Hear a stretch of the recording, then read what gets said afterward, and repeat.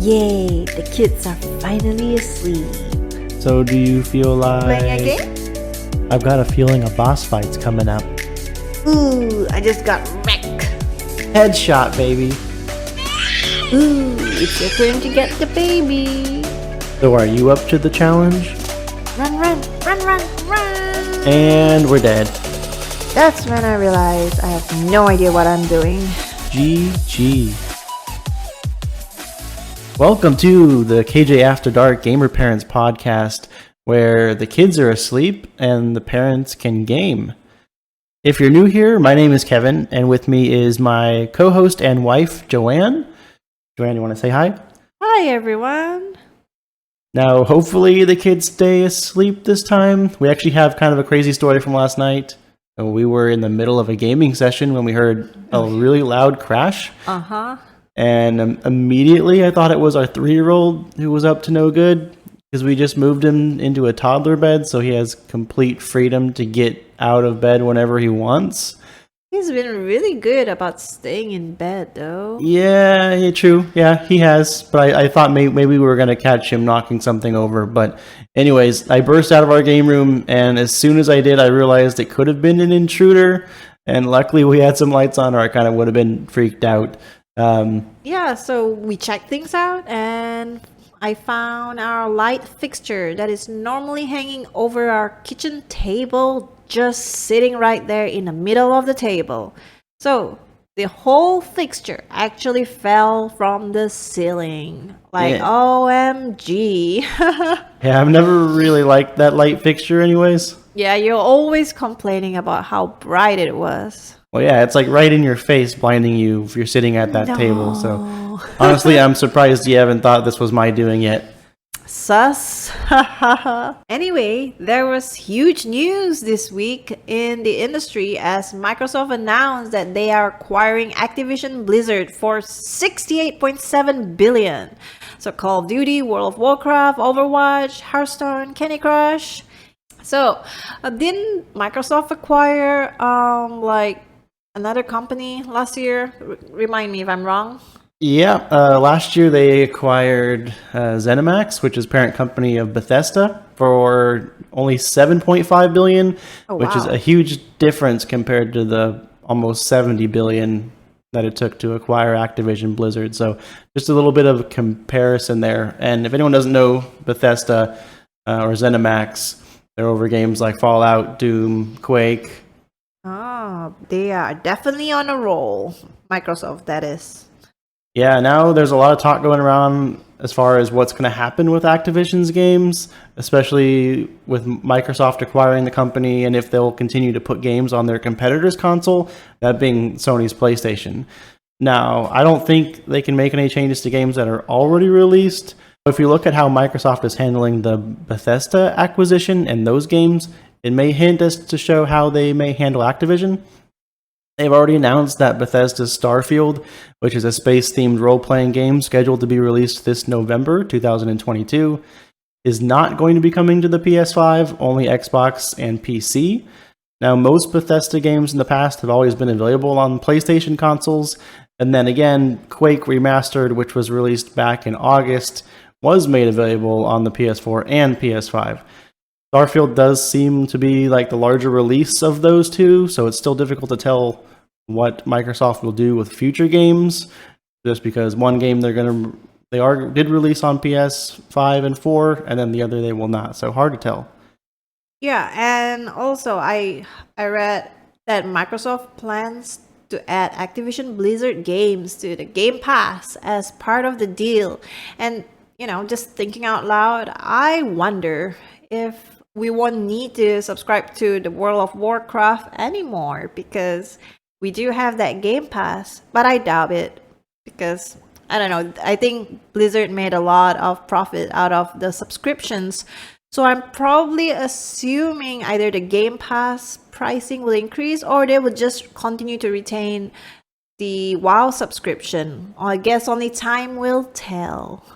Yeah, Microsoft did the same thing with Bethesda.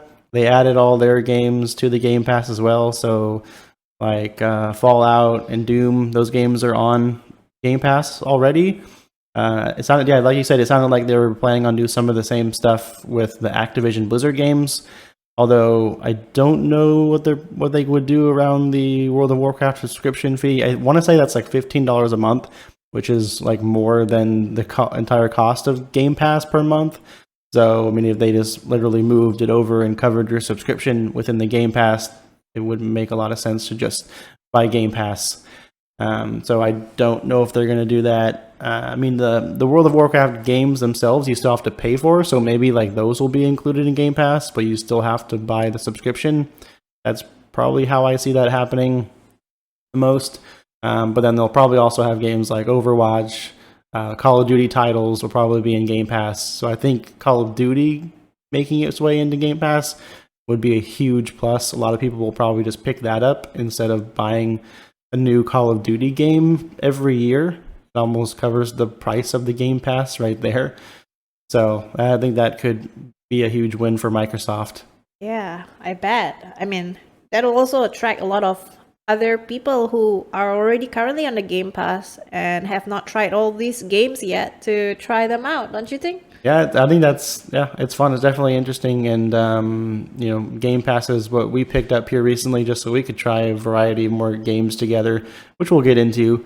But also, what's really interesting here, I know I mentioned Call of Duty, and then looking at the top-selling PlayStation games of 2021, number 1 was Call of Duty Vanguard, and number 3 was Call of Duty Black Ops Cold War. Wow. So both of those are Activision games. And will soon be owned by Microsoft. So it's not strange to see Call of Duty games topping the charts for PlayStation. Definitely. Kind of makes us wonder if Microsoft is going to pull the plug on PlayStation, or if they're are going to keep releasing games onto the competition's platform. PS sales still represent a large portion of Activision sales for games like Call of Duty, and with Microsoft's annual profits being around $120 billion, almost enough to make 2 Activision-sized acquisitions a year, compared to Sony's $37 billion profits. Still a lot, but that just means Microsoft can take a beating for a lot longer than Sony could. And if Microsoft ripped away the number 1 and number 3 top-selling games from underneath their feet, that could probably be a pretty staggering blow.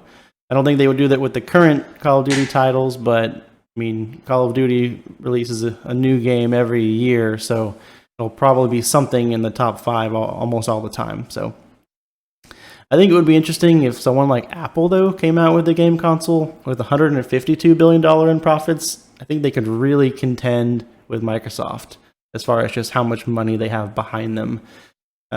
It definitely seems like Microsoft's making a lot more steps in the right direction than Sony to kind of take the industry over. But yeah, definitely interesting. Join the Discord and let us know what you guys think about the whole situation.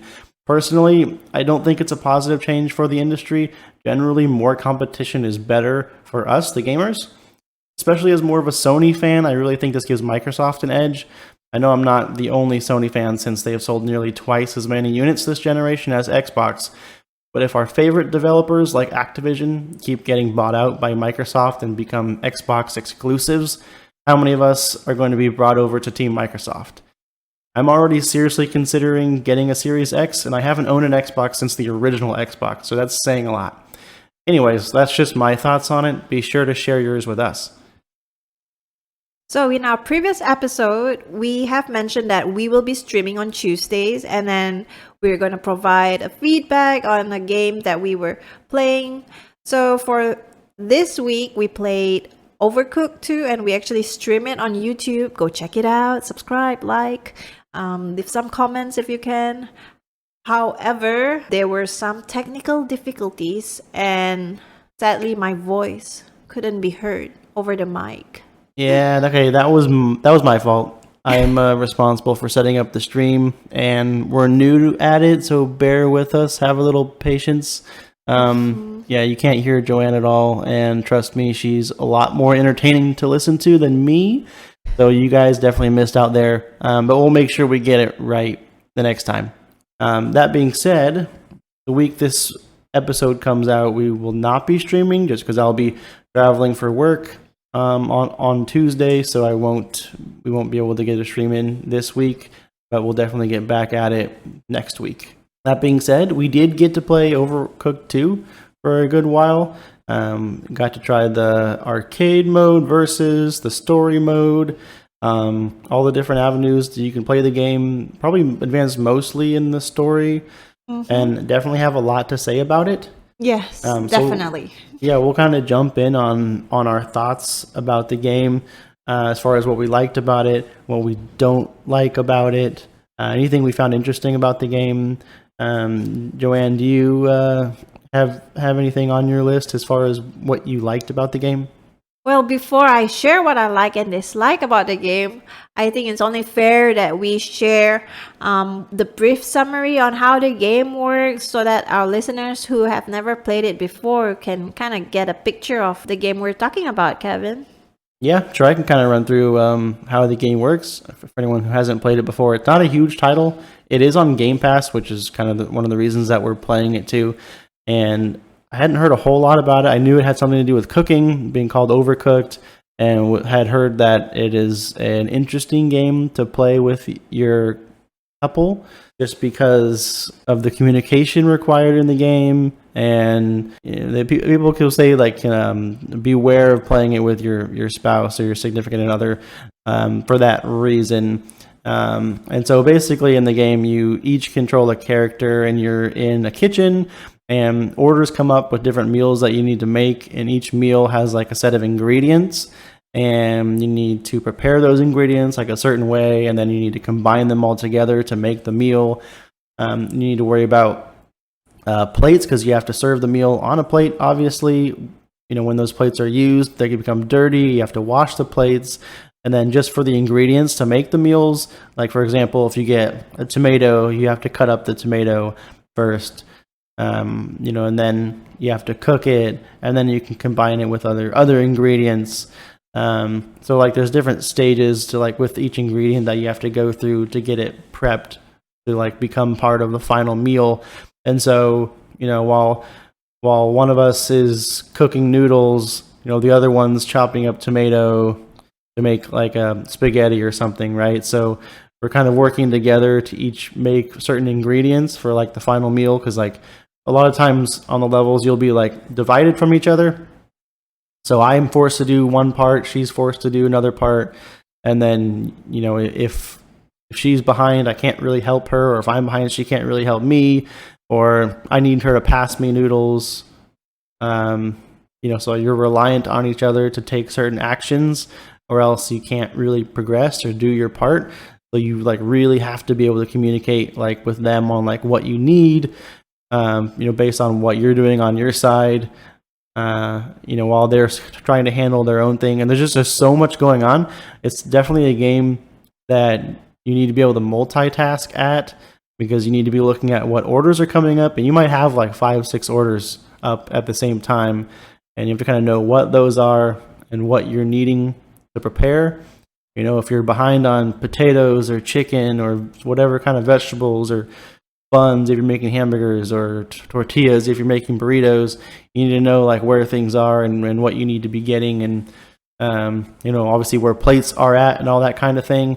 And when you're cooking stuff, you're putting it in an oven or a pan or a pot or that kind of thing, and if you leave it there for too long, you'll get like this warning beeping and all that stuff. And if you don't get it fast enough, it'll start catch on fire, and then that fire will spread throughout the kitchen. And luckily these kitchens are up to code, because they actually have a fire extinguisher in them, which you have to use to put out the fires. So if you get to that point, you're probably not going to do very good, just because that's going to take up so much of your time putting out the fires. And not only that, but the food that you were cooking is completely burned. So you just wasted all the time that you put into making that, and then you have to go toss it out and basically start over on that meal. So it makes it difficult in that way. Yeah, if you definitely don't want to let anything catch on fire, that's probably the worst thing you can do. But as you turn in orders, you get, I think, money or points or something like that. I don't know. Anyways, it goes into your total score that you get. Yeah, so that's how you get a high score and all that, by turning in as many meals as you can. So that's kind of the goal, especially when you get down to like the last 30 seconds or so. You're really looking for like what's the last meal or two you can complete. and get the order out. So anyways, that's kind of the gist of the game. Like each level, the kitchen layout is very different, and like things will like be constantly moving around, or you'll be completely divided, or there'll be like these conveyor belts and all that going through the level. There's just so much going on. Yeah, there's a lot going on some of these. I mean, you could cook on a hot air balloon. Like, what? Really? A kitchen on a hot air balloon? Yeah, there's some where like they're on mine carts and they're like constantly moving around the level, so like you don't know where you need to go to get what you need. Or the two of us on a raft, like two rafts, and then we're like throwing ingredients at each other and stuff, and just it was crazy. And how many times did I die on that? Yeah, I mean that's another thing. Like you can throw the ingredients too, so there's some levels where like the only way you can get it to each other, like the raft one Joanne was just talking about, we have to throw the ingredients back and forth to each other just to make it even more difficult for us. But yeah, it's definitely it's a fun game, and it's tough and a little bit stressful and frustrating when you can't get that last final order done, or when something's catching on fire, or just there's so many things that can go wrong, and it's almost like, okay, let's retry it. We didn't do it perfectly, but I don't think we've ever had like a perfect run on any of this. Like we always are messing up. We're making too many of one ingredient and not making the right ones, or we accidentally drop stuff into the water, or catch something on fire, or that kind of thing. So That's me. Something goes wrong every time. It's tough. It's tough to keep ahead of everything on this game. So Yeah. but anyways, that's kind of like the gist of the game. Oh yeah, and if it's your first time playing it, be sure to check the controls, like all the keys that you need to do. Yeah, the controls are kind of weird by default. Yeah. The button you use to cut vegetables is the same button you use to throw them. So like if you're pressing one of the arrow keys, you're going to throw it versus cutting it. So just be careful of that. You might throw the food versus cutting it. So those are two different things. You don't want to be doing both of them. Yeah, and also if it's your first time, I suggest going through the tutorial, which is in the story, versus going straight into arcade, which we did. We tried arcade first, and then we tried player versus player, and then we decided let's just try story, and it was much easier because it teaches you the basics, like from cutting to cooking and stuff like that. Yeah, if you go straight into the arcade or versus or anything like that without doing the story, you are not going to do very well. That's what we did. We did the arcade first, just figuring we would figure it out. And I think it probably took like 4 or 5 games or so before we like remotely started to know what the heck we were doing. I think like the first level, I don't think we even completed any orders because we were trying to figure out like how you pick stuff up and cut stuff and Oh, that was you. I knew my controls. Yeah, I mean the arcade starts off fairly difficult. So like, but if you do the story mode and the tutorial, I think you have to do the tutorial. I don't think it even lets you skip that. But anyways, the story starts off really easy and like eases you into the whole thing. So if you do try the game and are new at it, probably best to start with the story, which I think you can do by yourself. We did it as a pair, so the story is cooperative as well. I'm pretty sure you could probably still do it as a solo. Yeah. We had no intention of doing anything like that. We were wanted to do this cooperatively, but I'm pretty sure if you do it solo, you still have 2 chefs, but you have to switch between the 2. Yeah. Which to me sounds even harder because you can only move one at a time. So that's even worse than having to communicate with your spouse. This is much more preferred. Yeah, I think it's definitely a cooperative game versus like a solo game, because I tried doing it solo and I was like, because I was thinking maybe if I did it solo I could do it better. All the wives out there, you know how I feel. Anyways, it did not work out that way. And this is where the husbands come in and say, "See, I told you." Yeah. And now that we've actually told them how the game works and what it's like, why don't we go ahead and say what we like and don't like about the game? So, sure. Joanne, do you want to go first on that? Sure. So what I like about the game is, well, number one is the music. How like when we enter the home screen of the game, the music's like so relaxing. Like guess if the game was gonna be so easy peasy, but it's nothing like that. The game is nothing like the music. I just like that part at the home screen, so I could just sit there and wait for Kevin to join the game and enjoy the music. But what I dislike about the game is how there's a time limit on while you're cooking, and as the time starts to end, the music gets faster and faster, and the noises and everything seems crazier. I feel like if I muted it, I would be having that adrenaline rush. And I think it would be easier to play the game if I'm not aware of the time. Yeah, I think it's like at 30 seconds or so, the music like really picks up and you're like, okay, this is it. Like trying to finish as many orders as we can. Don't mess up. Yeah. And then you get more like, oh my gosh, It's almost like Jaws approaching. Exactly. So yeah, that's what I like and dislike about the game. Just the sound effects and the time limit. What about you? Yeah, I mean, you mentioned music a lot. The music didn't really seem special at all to me. Didn't really do it for me. But as far as what I liked about the game, I like how it requires like a lot of communication, especially as a co-op game. I like games like that. It's not just like a combined effort between the two of us. Like we need to be talking to each other and making sure if I need something, I'm calling out for it, or if you need something, then I'm listening to what you're asking for and getting it to you. It's really a combined effort between the two of us back and forth. And, I like that aspect to it. It makes the game feel very different than most games out there. I also like that you can hop into a game really quickly and easily. And I think the matches are like 4 minutes a piece. And if you fail it, or if you need to get up and go check on a crying baby, that sort of thing that happens to us all the time, you just restart the level when you come back to it. So it's not really a big deal. There's not much lost, maybe just a couple of minutes here and there, but no biggie. So I kind of like how the short rounds and you advance through the story at least.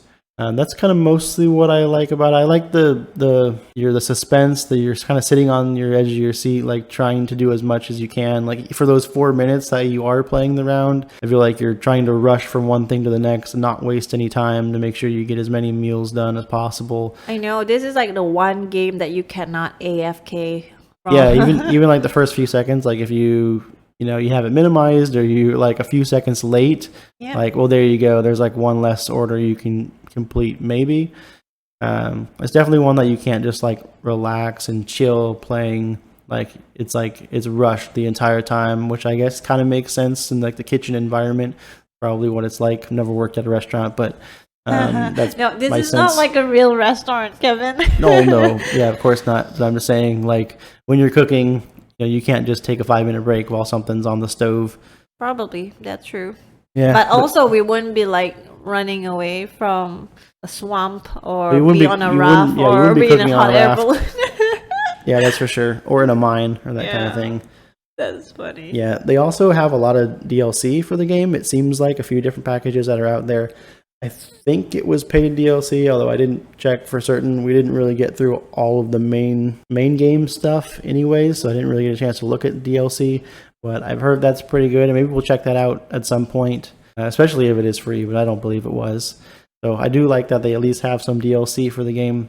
But that's about it as far as what I liked about it. What I don't like about it would definitely have to mention the storyline. I didn't really understand what's going on with the story. You start off by talking to some onion guy who has a dog, and he sends you out to cook and deal with the unbread, which is like zombie bread. So that instead of the undead, that's the unbread. So cute, the puns. Which is kind of funny. That's probably the best part of the story. The rest of it doesn't seem to make any sense. You're just going from area to area cooking and don't really seem to understand why. I think we're decently far into the story, but again, I really can't tell because there isn't really much of a story. It's just level after level as you go through like different areas. But yeah, that's it. It doesn't really feel like there's any story to it, which would be nice if there was like something to it. Makes you feel like you're accomplishing something. But yeah, it feels like there's like really no story. Other thing that I don't really like about it, although it's fun to hop into, it probably changes the game if you like play with different people, because it would feel like a different experience trying to do this and communicate with somebody completely new. Other than that, repeatability doesn't seem that good for this game, just because each level, although it's designed a little bit different, you're basically doing the same thing. You're cutting ingredients, you're cooking ingredients, you're putting them on a plate to form the meal, and you're serving them up. Overcooked. I know, but like the levels themselves don't really seem that different from each other, aside just from like how things are laid out and like how you get around the level. Yeah, it's also like the kind of food you cook. Like there's like sushi or hamburgers or pizza, right? Like Yeah, but you're still cutting things up and cooking things, and I mean, sure, it looks a little bit different every time, but it feels a cooking exactly game. the same. Yes. Yeah, but it would go like if they added more stuff into it. I mean, there's plenty of mechanics, especially that you have to deal with at the same time. So I'm not saying give us more mechanics to deal with, but just give us like different content to work with, I guess. I don't know, it would be cool. I think it's a really fun game for like a couple of weeks, but I don't think I'm going to be that entertained by it too much longer. Although it's definitely fun to hop into for a few days. So especially if you have Game Pass and you like trying a bunch of different games like we do, it's definitely one that's worth downloading and getting a few good days in. Especially, actually, probably not even especially, like only if you have somebody to play with. I don't think this game would be nearly as fun without somebody to play it with. So I think you can kind of do public matches and get put in with random people, but it's way more fun if you do it with someone that that you know and that you're at least on voice chat or something with. Otherwise, that would make it Definitely tough. voice chat is important. Yeah, I think you need voice chat for this for sure. Yeah, which is actually like they should have that feature on the game. Yeah, That could be something to improve, right? To be improved. Unless there was, and we didn't even realize that there was. Yeah, a lot of games just won't, just because I think of what it requires, and also then you have people that you don't want to be talking to on voice chat or listening to, or have all kinds of background noise, and you can just make the game really annoying sometimes. But yeah, I agree with what you said. And so, as gamer parents, we have decided on these 5 categories that are important to us when we are selecting a game that we want to play or dedicate our time to. The 5 categories are convenience, communication, the storyline, the repeatability, and how fun it is. So I'm just gonna give my rating on each of these category, and then Kevin would give his rating as well, and we'll compare it at the end.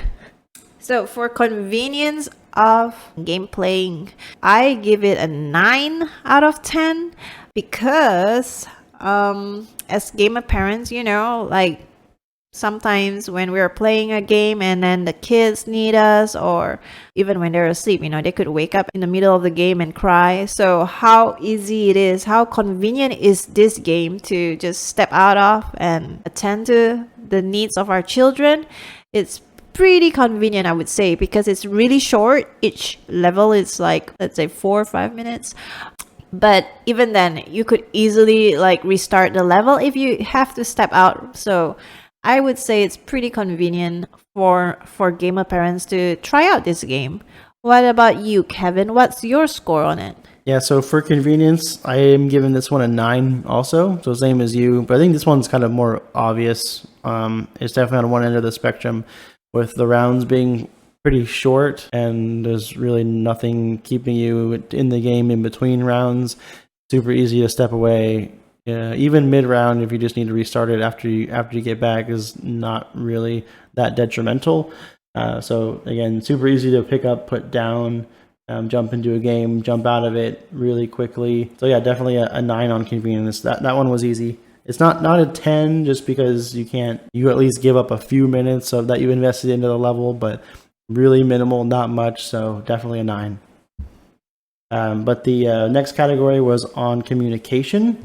And for this one, I got to give it a 10 for the communication requirements, just because on some of the levels, like you can't complete it without the other person, and you have to work together. You could put the best Overcooked player in the world with the worst Overcooked player in the world, and they're still going to fail because the way it's set up, the good player can't carry the bad player. You have to communicate and work together, or else the group is not going to succeed. So I think communication is just like an absolute must in this game. So I don't really see any other games being much higher than this. That's the only reason I'm giving it a 10 in this category. What about you, Joanne? What do you think on the communication? I don't know. For me, this communication part is really like a, what do you call it, double-edged sword. Because, well, I gave it a 7 out of 10. Only because, yes, I agree with you that communication is really important for this game. Like, especially if you're not on a voice chat or something, it's just more challenging to do the task to cook. But also, I would say why it's like a double-edged sword for gamer parents or for gamer couples. Basically, it's because it could really turn the heat up between the both of you. Like, I don't know, like when I'm stressed in the game, it's like, oh my goodness, it was frustrating. And I don't know if you've been in a car where someone's telling you how to drive when you're the driver, that's how it kind of feels, if I would say. Don't you agree? Like it could really heat things up. Yeah, I mean, definitely on the communication. I mean, there'd be times where I'd be like, I need flour. I need you to pass me the flour.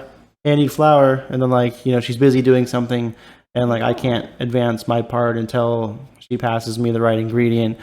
So it's like, yeah, the communication, like, has to be there, has to be good, and, you need to be, like, listening to each other, or else the game doesn't really work as well. It can get frustrating. Yeah. So next part would be the storyline.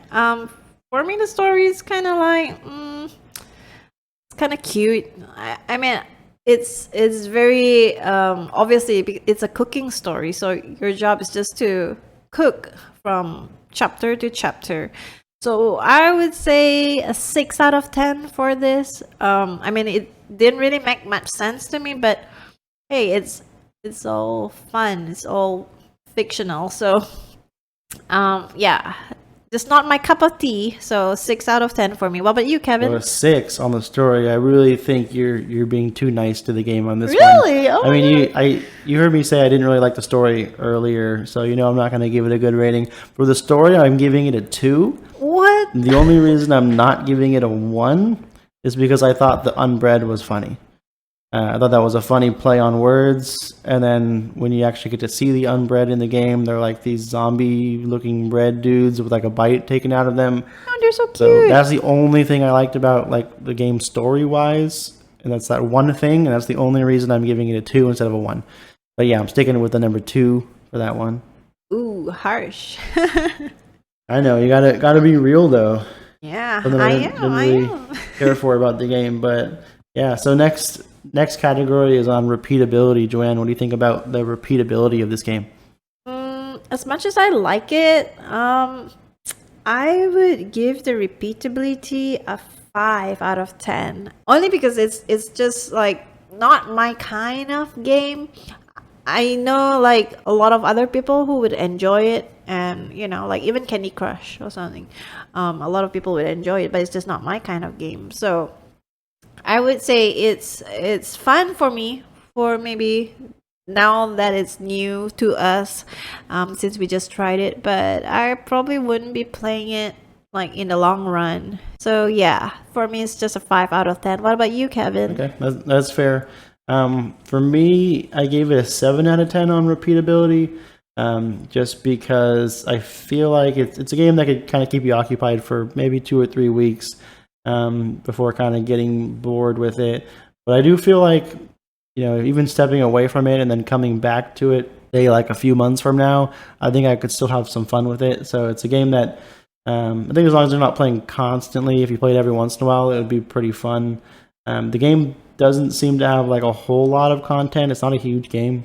It's not a big, expensive full title that's going to keep you busy for months. Definitely not really that kind of game. So repeatability, I think it'd still be fun to like hop in with friends and have a good laugh. kind of one of those games that you can do it every once in a while. So I think on the repeatability, so I gave that a 7. But the last category that we had was fun. Joanne, what did you think about this game? What are you going to rate it on the fun? That is another tricky one. So for me, in my opinion, again, in my humble and honest opinion, I would rate the game for fun 7 out of 10. And also, like the communication, I said earlier was 7 out of 10 because there's like another side to it. I mean, it's a fun game. Like seriously, like there's a lot of stressful games out there too, but the kind of stress, it all depends on the kind of stress that you want to take, like after a whole day of being in the kitchen as well, playing another game with a lot of stressful cooking. Yeah, definitely, a stressful, anxious game. That is kind of for cooking, it's not my thing, I guess. If it's a stressful game to like do dungeons or raids, it's different kind of stress. I like that kind of stress, but to cook and have that kind of same stress that I have during the day, no thank you. So yeah, I gave it a 7 out of 10, but maybe again you might think I'm being too generous on that. Yeah, I mean, a 7 out of 10 is pretty good, especially if you consider like if 5 is like kind of like that halfway mark or middle of the road, I'd say. And that's actually where I come in at on the game as far as the fun rating. I'm giving it a 5. I think it's kind of somewhere in the middle of most games out there that we play. I think it's definitely worth playing and giving it some time in and some investing on that.